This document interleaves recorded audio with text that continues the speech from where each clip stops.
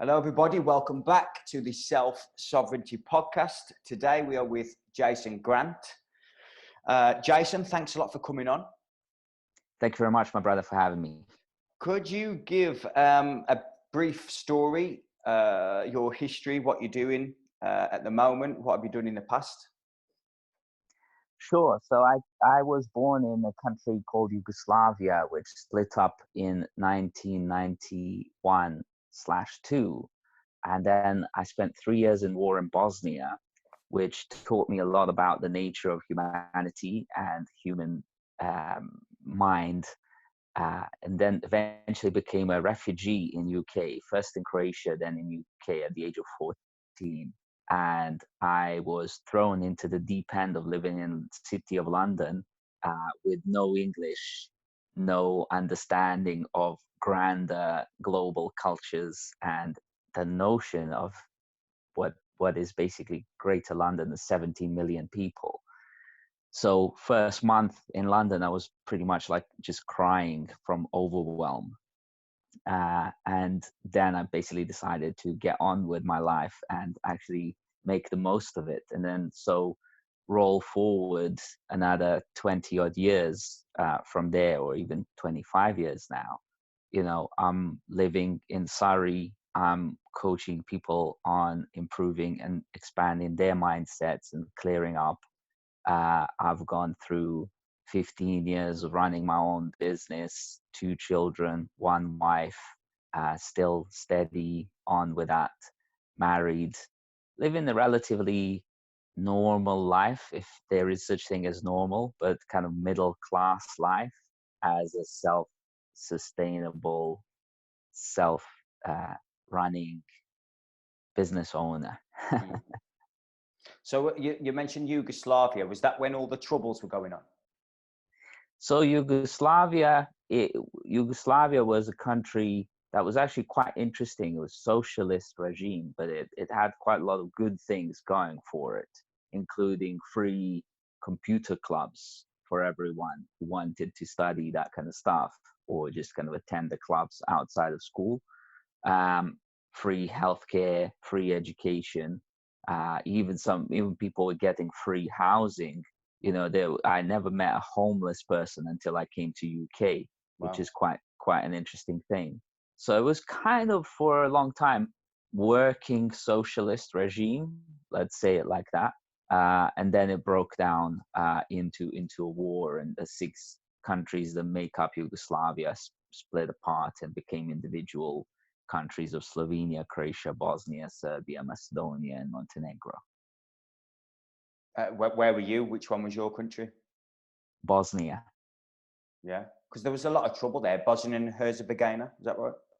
Yeah, Bosnia and Herzegovina. Yeah, so the worst of war, and actually the biggest genocide in Europe since the Second World War with the Srebrenica massacre. But there was lots more that happened in other towns and cities. So, you know, Sarajevo was the worst occupied city and shelled for 3 years nonstop under occupation from the Serb side. And so, yeah, it was quite like basically the entire country of Bosnia nowadays is pretty much in like one giant state of PTSD, post-traumatic stress disorder, which is something that I ended up suffering with in a sort of quiet way without sort of realizing it up until about 3 years ago, where I kind of hit hit a sort of brick wall. You know, the wall is a serious and real thing, and that wall I experienced as clinical depression and suicidal thoughts. You know, it was like I was ready to end it all, and you know that's what gave rise to the idea and the birth of Fresh Mind program, because I'd realized through speaking to a clinical psychologist that, you know, he said to me all the problems that I was experiencing, he didn't have solutions for. It was only me who had the solutions for them. So I took it on myself as a designer, because I've been doing 15 years of user experience design, which is designing experiences for products and services.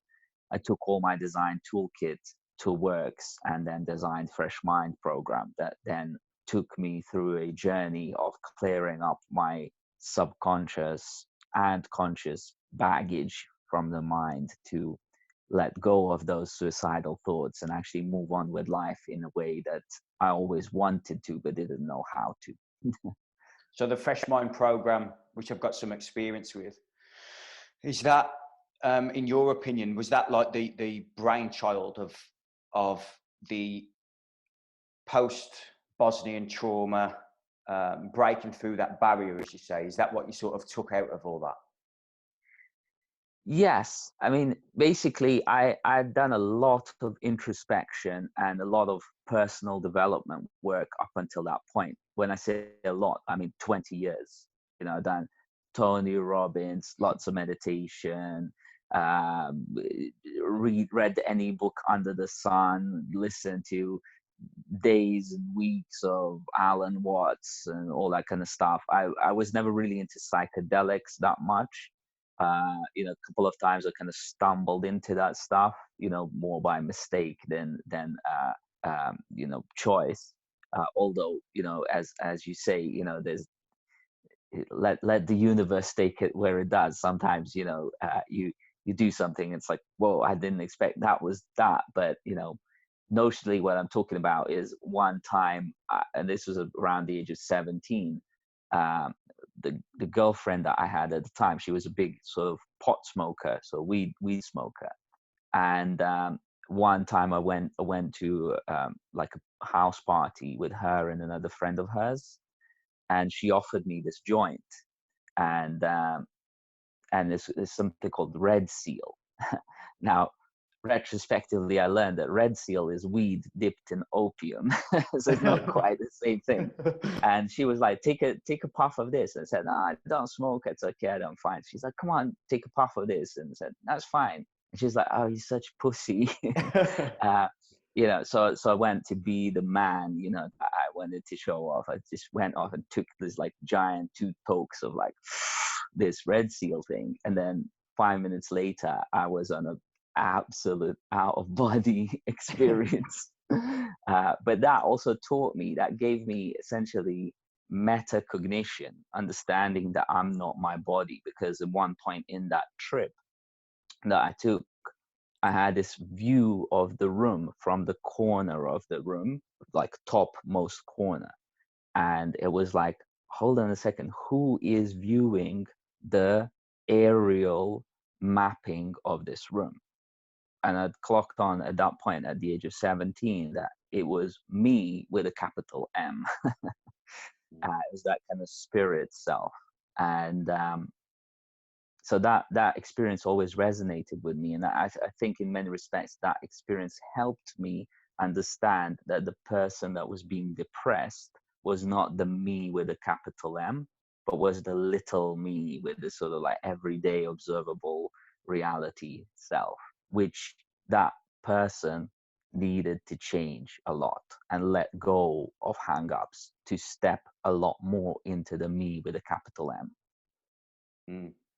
It's a great story. So the me with a small m, is that what is commonly known as the ego, the illusionary self, or would you think it's something more than that? Yeah, exactly. The ego and the one that's being constantly bashed about by, you know, you're constantly being told, do this. I mean, if you've not been married, you know, you won't experience this as much. But when you get married, you basically, your wife tells you 100 times a day what to do, and that's the little me that's getting the bashing. So you know, if you're not prepared for that, and you don't take that more spiritual overview of the thing, it's going to drive you nuts. Meanwhile, you can actually understand that, you know, when you're married and and I think this is why a lot of people don't really handle marriage that well, because they take the position, their view on marriage from that little me position, and that little me gets bashed around so much that they end up going like, I can't be living this anymore. where they don't understand the overarching narrative of this, that, you know, you're bringing up other humans. They have their own souls, they have their own characters, you know, that you're responsible for, in my case, 2 other lives, you know, and so there's big responsibility there. And the other person also is having to cope and somehow find a way to thrive in that situation, which is really kind of one of the biggest challenges in life. Not so much like bringing yourself up to be the best person you can be, but also along the line bring a bunch of other people too. Yeah. Is that what you'd consider to be like your life's mission then? Exactly. And I can only bring other people along as much as they're willing to, right?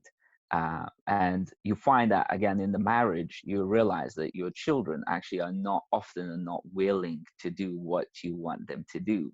And then that's also an exercise of both letting go and acceptance, right? Well, I let him be like that and accept that he is different from me, even though he's 50% genetically me. So, yeah.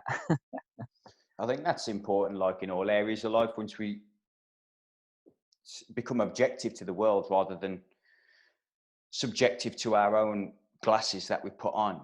If you take a step back and actually look at the world as it is rather than as we want it to be, and as people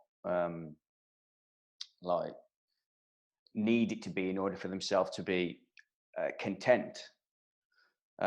Once you take that step back, is there any way that people can be anxious, depressed when you get to that point? So you have the Stoics, Stoicism, Marcus Aurelius, and people like that who their philosophy of living is essentially leave the world as it is, don't touch it, just control what you can control, which is your thoughts and beliefs. So I guess the question is, once you remove yourself from your subjective viewpoint and look at everything objectively, is anxiety and depression, do you think that that can exist in that state?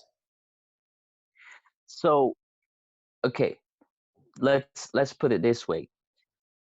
That when you talk about subjectivity and objectivity, it's an interesting thing, because the way I understand this is that you cannot have an objective view on the world without something viewing that object. Objectivity means it's to do with objects. So it's a question of whether you are a subject or an object, right? Am I a subject in this, let's say, abuse that's happening towards me? Or am I an object in that? Or am I both a subject and an object? Okay, so taking both perspectives actually gives you a lot more better view on what's going on, because at any point in time you're both a subject and an object.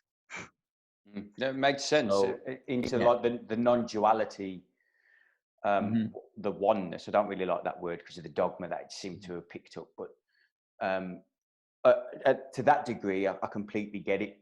I'm sort of thinking, as we move through the levels of consciousness, from my perspective, it tends to go from the world getting on top of people and people get angry, fearful, as we can see today, the amount of fear which comes from a lack of certainty in the world. That seems to make people project things outwards from their subjective point.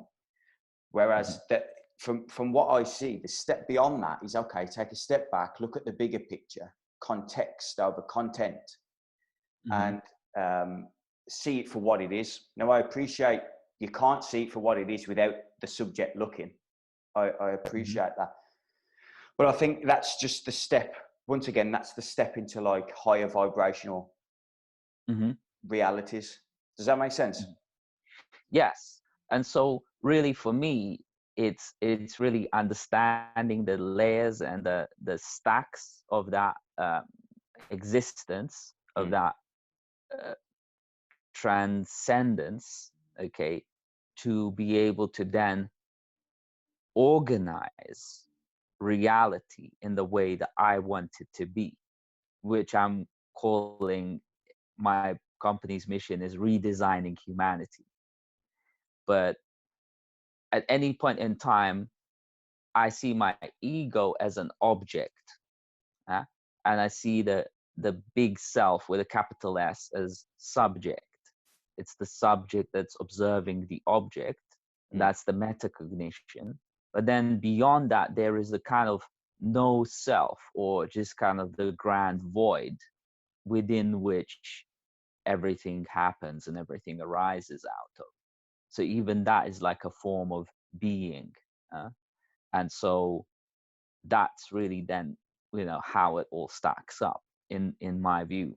And when you have all that stacked up in the right way, then you can understand that everything just arises out of nothingness. Then there is the sort of the self with a capital S, and then there's the little ego who's object to that game. Yeah. And if you ever associate yourself just purely with the ego, that is the surest way to get fucked. Yeah. Well, what exercises, brief exercises, would you give to people who think that they may be anxious or struggling at the moment with what's going on in the world? What advice would you give them to like maybe see the bigger picture? So I think that really goes back to what we just spoke about, which is to start asking yourself, who is the one who's being anxious? And that can be like a contemplative question that some people might take 2 seconds to work out, 2 minutes, 2 days, 2 years, whatever. Some people might not ever work it out. But the who that is being anxious is the observable self, the physical body, brain person that is kind of can be bashed around in the observable reality. That's the person who's being anxious. And then the higher level self, the one that's kind of even present during sleep. When you're asleep, you're still yourself. In that sense, when you're asleep, you're more woke. Yeah. You still exist in your dreams. That dream self is the one who can't be anxious. That's why you don't feel pain in dreams. That's why I don't really feel fear in dreams. You don't really feel anxiety in dreams or depression. It's always quite sexy, even in the times when it's something scary happening. Oh my God, I've just been chased by the devil, but I'm not scared. I'm just kind of running away. And sometimes that can be like very slow. I remember having dreams in the past where I was like running away from some sort of beast, and my run was super slow. It was like Yeah, I've had snail that. pace. Yeah. Yeah. And I was like, why the fuck am I not running faster? But I'm not afraid. It's just I'm just frustrated that I'm not running faster. And so that's and that's really, that if that was to be interpreted, it's just basically the shadow, is taken over so much to the point where the conscious mind isn't able to battle it. The conscious is being very slow compared to the subconscious that's kind of just constantly like overpowering. So that's why it's important to do the shadow work and clean up, so you're not having any monsters chasing you. But at the very worst, they're working for you. You employ them as employees in your enterprise. That's a great way to put it. So all this type of work, where, how do you bring that into a company environment? Because I know you do quite a lot of work with businesses, don't you? Yeah. So it again depends on the willingness of the individual staff members and employees. So when I'm working in the teams of people that I'm working with, I often say, and it's sort of semi-jokingly, I say that I don't really want to be working with anyone who hasn't overcome serious adversity in their lives, preferably felt suicidal and decided not to kill themselves. because those people have seen the extremes of life, and they've seen also extremes, or contemplated the extremes of death. And so what that means is that when those people say they're going to do something, they mean that with 100% of their soul. They're not kind of coming from that small self saying, oh yeah, I just kind of currently feel like doing this, and then 3 weeks later they're onto something else. You know, they're having a lot more of a soul journey here, which is a lot more eternal and long term. It's a tortoise, not a hare kind of a race. And so then we can really start doing some proper work that has potential to impact not just for next quarter, next year, but for decades and centuries to come. And most people are just like, how can my little me be better? Yeah. And that's fine. You know, that for me, that should take me, as in capital M, me, that should take a millimeter of my effort to help them with that. And most usually pointing them to self-help things, you know, that they can do themselves, so I don't waste my time with that.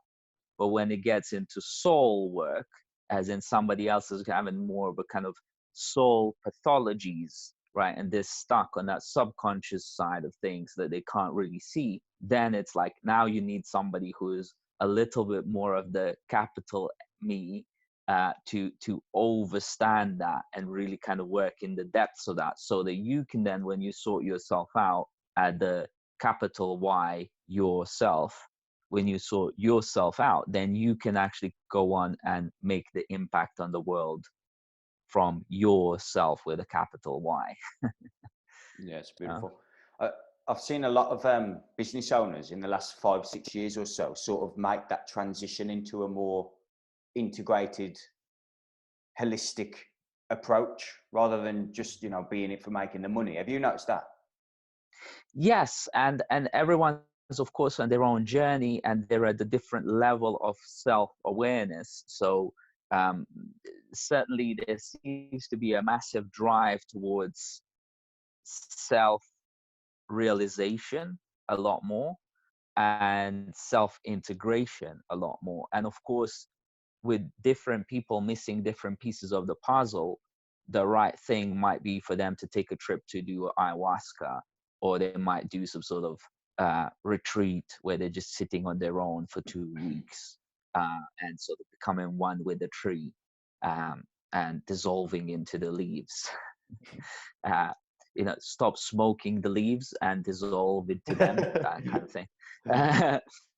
Some people are on some sort of like intellectual pursuit, like first wanting to understand everything intellectually, to then trust the process to let go of all of that stuff. That's been really my journey, I would say. You know, it's like I've concluded logically that this is the right path for me, so then I logically started letting go of everything. Right? So all the journeys lead towards the same destination. Is just who prefers what, and at what time is the right time for them to get that sort of moksha, the next level of the, you know, it's a series of Ken shows that lead to a moksha, and then maybe beyond moksha there's like grander kind of coming back into the marketplace and bringing that to the rest of the people without oppressing them and saying, you must do exactly the same journey that I did, because unless you do that, you will not awaken. And that's abuse. There's a lot of that about as well, to be fair. In the personal development scene, if you don't do it the way I do it, you're not going to do it. Exactly. It's like my method is the method. Like, well, no. You mentioned this. Go on, Mike. Go on. Yeah, I can explain why that works, because everyone's a different psychotype. Yeah. And that's an interesting thing. Is like I sometimes say everything is psychological. There is a psycho in all of us. So everyone's a different psychotype. In other words, everyone's a different type of a psycho, different type of an ego. And so, you know, not knowing enough about your ego I can't really apply the right methodology for you to dissolve and transcend that ego properly and deal with it, right? So sometimes one method could literally have exactly the opposite effect onto a different psychotype because it's being applied to a wrong psychotype. Huh? And so that's why that would make not work. Huh? Mm. Yeah. You mentioned a couple of times surrendering and like letting go. Mm-hmm. Can you, I know it's very difficult because it's a non-linear process, but can you sort of lay that out for people, what that looks like? Well, it eventually can become a very linear thing, but you got to kind of understand what's going on. But pretty much like all the observable reality, and I differentiate this between reality with a capital R, like everything that there is and ever will be, and observable reality, as in the things that we see in day to day with our eyes. Of course, a cat sees more than we do because cat has got literally cat's eyes. It can focus on the background and the foreground at the same time because it's got these dual eyes. And then a bat can see something different because it's got that sonar and the scanning thing. So even though it's a blind, it sees more. And bats are of course popular at the moment. Uh, so in some sense, you want to be blind as a bat and see as well as a cat, right? To actually understand your ego and the nature of how you've effectively played yourself all your life, thinking that you are the ego and not really stepping into that grander self. But the process of letting go is letting go of all the narrative of, for example, the stuff that I said at the beginning. You said, tell us your story and so on. Like all that story is a whole bunch of nonsense and bullshit. I came from Bosnia, war in Bosnia, trauma, blah, blah. It's just all the stuff that I've chosen to focus on the ego level. Yeah. And at some point took as absolute reality. And at some point then realized, no, that was just like a point in time in infinite space that doesn't really have time, because time is a space-time continuum. You can't have time without space. And so when you just step into the space, then you realize, oh, time is just an imaginary construct of the human mind, which is part of the ego self. And so as you drop and let go and tear away all those layers of the onion, as Alan Watts says, when you tear away the layers of the onion and you tear away every single layer, you realize at the root of onion, there is nothing. That's And quite difficult for people to hear though, Jason, I think, which I completely agree, by the way. And it was very well put. I think it's very difficult for the average person to hear that their traumas or perceived traumas is just a story and that it doesn't hold any reality. So I can explain that in a lot more logical way, because as I said, I'm a very logical guy. I'm a computer scientist, which is all about things have to compile, meaning they have to stack together in a logical way. Otherwise, it won't work. So the is to say the war in my case, the war in Bosnia, which is hugely post-traumatic stress disorder inducing process, pretty much like war, rape, trauma, that kind of trauma, concentration camps, doesn't really get much worse than that. That event, which lasted in my case for 3 years, so I was 3 years in the war in Bosnia, lots of psychological abuse, which we're seeing right now from the governments telling people to shut up, shut down, don't move, do exactly as they're told, all that stuff. 3 years of that, under military conditions, is what I went through as a teenager. All of that stuff, that 3 years of that trauma, was an event that happened. But I don't have to emotionally charge it every time I think about it. I can discharge it emotionally, which means letting go. And so I don't have to waste my psychological energy on reliving the traumas of those 3 years. I can perfectly remember the events without having to remember the emotions. And suddenly what I have is like, I can objectively speak about this without having the subjective interlockedness and going, people are fucking assholes. Everyone's just gotta come and kill you. Fuck these people. I gotta go back and like kill them all, or I gotta execute my revenge on them and so Yeah. on. No, it's just it happened. It taught me a lot of lessons. I'll never forget it because it's part of my um, karmic akashic records, right? And I move on. I don't suffer mentally from something that has caused me trauma for 3 years. I don't need that trauma for the rest of my life.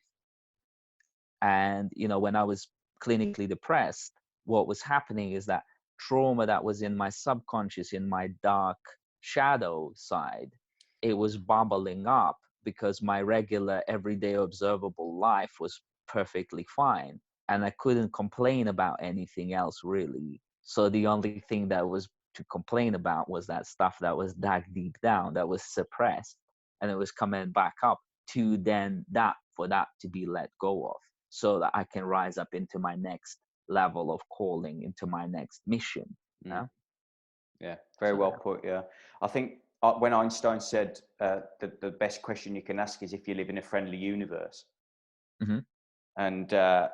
And once you sort of really grasp that question, and it turns into, well, everything in my life, it doesn't matter what it is actually happening to my benefit. As you mentioned, it was your karma and your akashic record. Therefore, it's a benefit and a positive event in your life. Whereas most people would see, concentration camps in Bosnia, woe me, which, by the sound of it, a lot of people still are over that way in the world. Yeah, and it's one thing that is always tricky to talk about is, I know and it's tricky to talk about, but I talk about it because, hey, I feel like I have some sort of license for it a little bit more than others. I know women from Bosnia who had six of their sons killed in concentration camps, and they vowed to forever fight for justice. But you start listening to those women, what they've come to conclusion of is that war is no good. Yeah, they're actually preaching more peace than usual average neighbor down the road who's pissed off about the fact that his internet's not working well. Yeah. And so I've actually learned, even from heavily many more traumatized people than I have been, that even deeper trauma can lead people towards preaching peace and promoting peace. And it's all down to their own choice. Those women could have died of stress and sadness. They've chosen to promote justice, peace, equality, not war. Yeah. So it's quite profound. Yeah. Who in your life so far, obviously you've done a lot of self introspection. Do you follow like any spiritual practices? So I was brought up a Muslim, and spiritual practices, I think they come at like different levels. We could talk about spiral dynamics, but there's like instinctive stuff, magical, ego, rules and roles, rational, emotional, sensitive, integral, and holistic, right? So I'd say everything that I do is a form of spiritual practice. So right now, as we're talking, it's the month of Ramadan for Muslims. So I'm fasting, which means I'm not drinking any water or eating during the sun while the sun's up. Now, most people will be like, "Oh my God, how can you do that?" Well, it's like I'm not even thinking about it. It's just like it's nothing. But at the same time, it's like a spiritual practice on level of 4 rule roll. Just follow those rules and it'll be fine. And you realize, oh, it's like I don't need coffee, I don't need food, I don't need water. It's like it's all fine. It's perfectly fine. Where in the past, I remember that being like, oh my God, how am I going to fast? It's like a long day.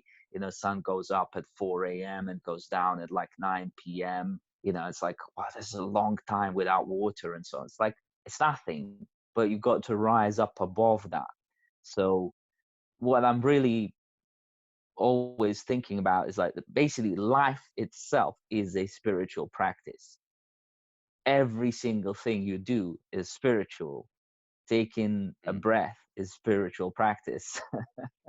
And more we can remember and be present with that, the more spiritual we are, which is the realest thing there is. Real with a capital R. Mm. Do you do any like meditation now? I know you said you did a lot before. Do you do a lot now? Yeah, so I do meditation right now. I'm so okay. So I was brought up a Muslim, but I'm part of this weekly integral Christianity group.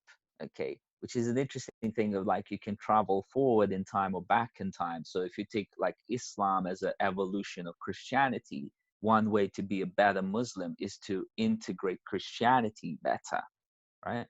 So I joined Integral Christianity group, and we do this kind of mystical Christian transcendence meditations, which actually got me dropping a lot more into the void, like into just like the darkness. As Alan Watts says, I've seen God and she's black, right? It's like I've been in that like she's black void, you know, and that's kind of like deeper than I've ever really gone before.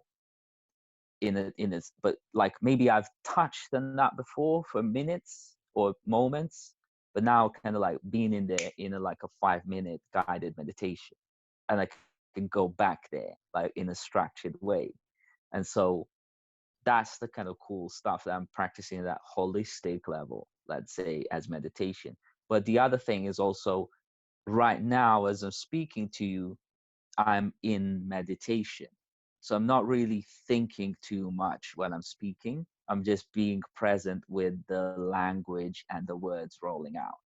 That's why a lot of the time when I'm kind of talking on these interviews and so on, I'm really glad that it's being recorded because I'm not even really 100% conscious what I'm saying. I'm just speaking it. That's a form of spiritual practice itself. That's, I suppose, what a lot of people in the past would have said, oh, this prophet guy just spoke it. He just kind of sat there and spoke sense. It's like, well, it's not really so much of a prophecy. It's just that you're not standing in your own way. You're actually just speaking what you know and not judging yourself. So when it comes to like productivity in the world, when you're running your own business, do you like plan forward in time, or do you do it as everything arises, you just deal with it, you just discern what's right and wrong and do it at that point? Okay, so this is an interesting question because when you're listening to someone like Eckhart Tolle, he'll talk about the power of now. Eckhart Tolle's now is the now as in the moment to moment to moment to moment, which is actually also, it's a little bit of a con in a sense that you are experiencing a millisecond later than things happen. So as I see something, let's say I see my hand, by the time that light source has reached my eyes and it's been processed through the brain and I've actually understood it as hand, there's been time lapse that's happened. So I'm never really seeing my hand for what it really is right now. So that now the Eckhart Tolle talks about is an illusion in itself, because you can never perceive the now in that way, as in, oh, it's just happening now, it's now, it's now, unless the language here is a bit tricky, as a thing. But what we like to talk about is integral now, which means that right now, if I just close my eyes, I can picture the war in Bosnia as though it's happening right now. Why? Because the mind has the power to piggyback or to ping back to that timeline and replay it all in the mind as though it's happening right now. Similar with the future, you can fast forward to year 2030 and what the humanity is like. And that's playing right now. That's called integral now, meaning that past, present, and future are all happening now. It's all now. And so the planning thing is then you're leveraging the past as much as possible. You're being present in the now, as in Eckhart Tolle now, and you're also moving towards the future. But as Steve Jobs said, the only way you can connect the dots is backwards. In other words, if you envisage the future, then all you're ever doing is backwards reflecting that. So your future drives you, not the wake of your boat. Whatever happened in the past is just gone. You can learn from it, but it's gone. The So, future is something we're heading towards. so would you set goals then and then look backwards, as you just mentioned Steve Jobs, or would you leave that for the grace of God, for the lack of a better term? So this is also a very, very good question, because I don't really set goals per se.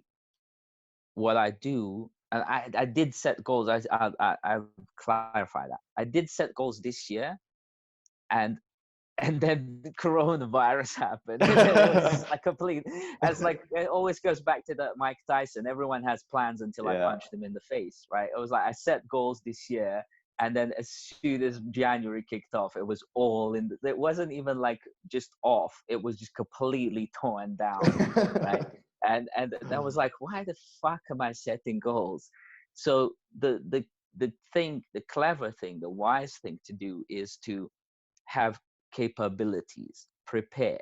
In other words, what I say is expect the worst, prepare the best. Mm. So you're constantly preparing and stacking up your capabilities, your skills, your abilities to execute on whatever arises, and just continuously execute. And before you even know, you are having a true exponential growth, as opposed to, oh, I set this goal, so I'm kind of steadily, stepping towards that goal, and then most likely failing in reaching that goal because circumstances. Mm.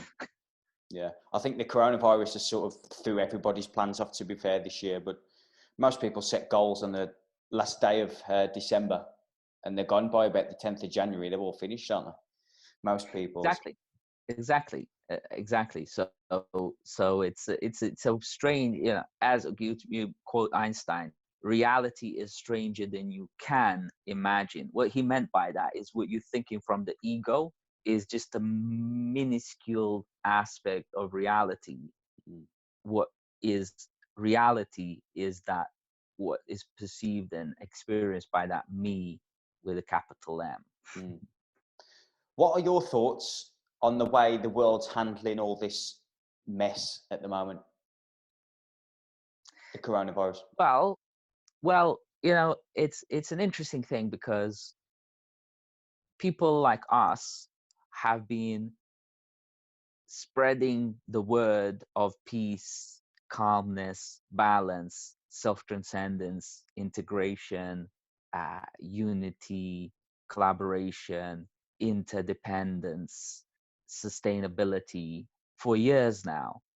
And what do regular people think about? Fuck all that stuff. I just want to go and party and, just do what I do, right? And then coronavirus hits, everyone's locked down. And what happens when people get locked down? They start freeing up. The opposite. That's the kind of the paradox of the universe. So this lockdown seems to be working as an awakening call for a lot of people who are choosing that route. And for a lot of other people, it will be more and more suffering, because they now can't go to their favorite party or their favorite festival or shop in their favorite shop, or God forbid, even like their favorite handbag designer has gone bust in the process. Shock and awe. Can't get my 7th bag.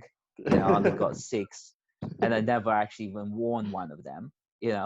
It's like they're going through that like ego shock, which is necessary for the awakening. And so the best way to free people up is to lock them down. So do you think that, because obviously there's pictures and everything like of nature repairing itself and everything, do you think this is like, what's the word, like a cosmic reset. Yeah, I mean, that's always happening. That's always happening. And it's always good to be able to reset that button, reset yourself, which is what really meditation is all about. It's like saying, well, if you just suddenly bought today, if you bought into like, oh my God, look at my like designer t-shirt and look at how like much money I've made, money, which is fiction created by humans, you know, and all that stuff. And you just suddenly bought into the illusion as reality. Well, once you go back to your meditation, you can go back to that void. You know, I've seen God and she's black. Go back there in nothingness and go, actually, that's the real thing. And all the stuff that I've quote unquote amassed in this observable reality is just the fool's game. And that's really this the sane practice we should be doing.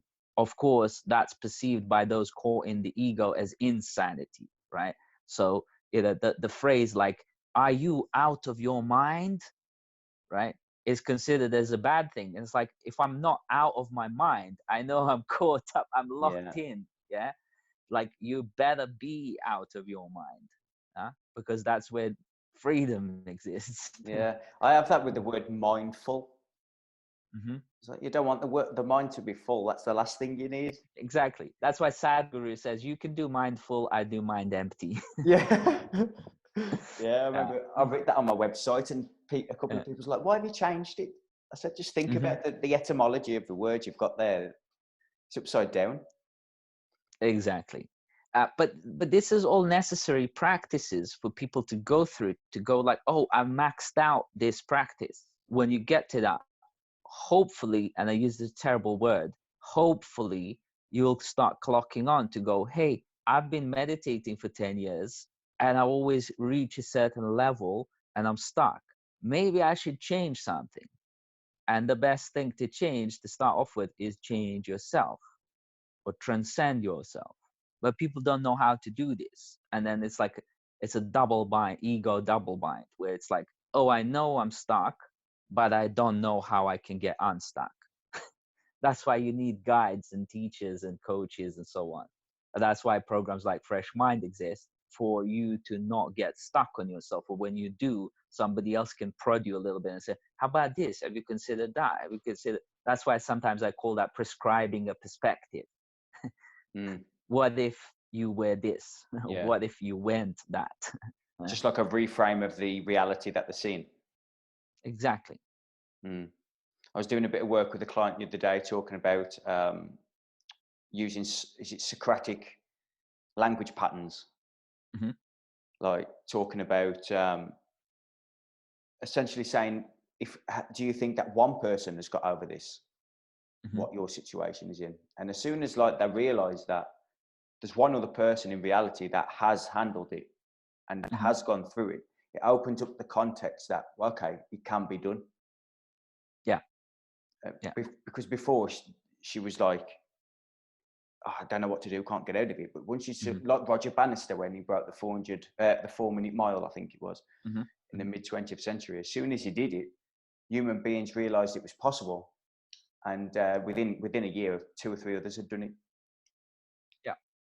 Yeah. And so then so I hear that example, for example, used loads. Mm, I was literally listening to some Joe Dispenza stuff and he was talking about that. mm, And all that stuff is on like the physical level. yeah. There's a physical level examples. Where it becomes interesting and very mystical is what is possible on the metaphysical level. So how do I even prove to you that I've metaphysically become one with everything? Where's the proof for that? And the answer is, it's really in all my doing, being, and having. It's a reflection of who I am. Yeah, I am with a capital A.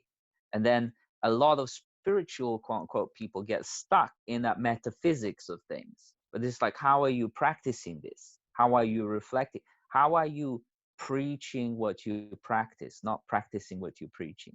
Yeah, Mm, it becomes flip in there, you know, and you have to be living fully in your integrity from who you are. all the way down to your practices. And that's the kind of completing the circle of life with a capital L. Yeah, I do notice that sometimes a lot of people who have had these experiences, sometimes just out of the blue, they've never done any work in their life and they've had like a mystical experience, they struggle to like stay grounded and actually bring that through into reality. They're everywhere all the time because they can't actually bring that into reality. Does that make sense? Yeah, totally. And that's where people start talking about embodied consciousness, as opposed to just, and a lot of people do take this like trip to ayahuasca. And this is one of the reasons why I don't really do psychedelics and stuff, because it's like, okay, well, you know, I could take ayahuasca, take 5-MeO DMT and just go into the universe, and then potentially get that sense of like, I've made it, I've done it, I'm complete, you know, I'm the man. Yeah. And it's like, no, dude, like now you could bring that shit down into your body, which may be weighing 200 kilos, and you're hooked on coke, you're hooked on cigarettes, you hooked on all sorts of stuff, which if that's your conscious choice to be doing, that's fine. But most of the time it wouldn't be conscious choice. You know. And yeah, and then so there's that sort of body level cleaning up. The other way people do it is that they clean up the body, and eventually what you get out of that as a natural result is you just kind of step into your higher self as a kind of like, oh, there's no other way to be, right? But most of the time people are not motivated to clean up the body unless they have a grander reasoning for why that is a good idea to do. So we're coming up to the hour, Jason. What work are you doing now, and can people where can people find you? Sure. So my focus is on Fresh Mind, coaching people through Fresh Mind and guiding them through that. It's more about it can be found on Fresh Mind Life, or if people follow me on Facebook, I post like regular daily videos about some of these realizations on my Facebook channel. Probably you can just type in Jason Grant, or you can go to my website, which is jasongrant.in, and there's all my social media there, as well as some of my musings from psychology and design. I'm also writing another book called Designed Company, which is using fractal universe theory and methodology to help individuals as well as companies design companies. Literally, company meaning a group of people, a team of people who are working together. So we're talking in there about purpose, people, systems, innovation, products, money, and growth, which is really kind of the 7 key essential things that will make anything sustainable and feed back on itself, like Ouroboros, you know, and create grander and grander realizations. So yeah. Beautiful. Well, that was great. I really enjoyed that, Jason. We went pretty deep. Thank you very much, my brother. And it's really a pleasure to speak to you. And you know, one thing I have to say is that I'm coaching a bunch of 20 somethings at the moment through Fresh Mind. And man, I'm impressed by you lot. You know, you're 20 something, right? 28, yeah. Yeah. So you lot are impressive. So to me, I see you lot as the real kind of upcoming gods on earth. Yeah. If not already. But man, yeah, I've literally been having 6-hour long conversations with guys who are 22 about all this stuff. And it's like, wow. So keep at it, man. Keep at it. We need you. We need you, man. Well, thank you. That's very humbling. Yeah, thank you very much. Yeah. All Cheers. the best, man. Thanks everybody for listening. Bye bye.